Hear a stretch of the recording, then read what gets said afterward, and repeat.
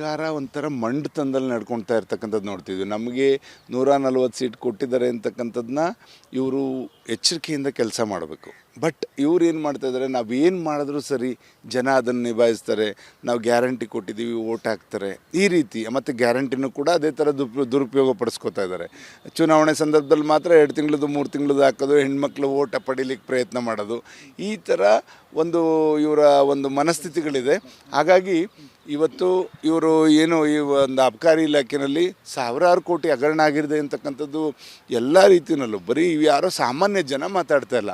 ಅಧಿಕಾರಿಗಳು ಈ ಥರ ನಮಗೆ ದುಡ್ಡನ್ನ ಮಂತ್ರಿಗಳಿಗೆ ಕೊಡಬೇಕು ಇದೆಲ್ಲ ಕೂಡ ವ್ಯಕ್ತಪಡಿಸಿದ್ರು ಕೂಡ ಇವರು ಅದ್ರ ಬಗ್ಗೆ ಗಂಭೀರವಾದ ಚಿಂತನೆ ಮಾಡ್ತಾ ಇಲ್ಲ. ಅಂದರೆ ಖಂಡಿತ ಮುಖ್ಯಮಂತ್ರಿಗಳು ಇದು ನಿಮ್ಮ ನಡೆ ಸರಿ ಇಲ್ಲ, ನೀವು ಇದ್ರ ಬಗ್ಗೆ ಶೀಘ್ರವಾಗಿ ಅವರ ತಲೆದಂಡ ತಗೋಬೇಕು, ತಗೊಂಡು ಇಲ್ಲಿರ್ತಕ್ಕಂಥ ಅವ್ಯವಹಾರನ ಕಡಿವಾಣ ಹಾಕಬೇಕು ಅಂತ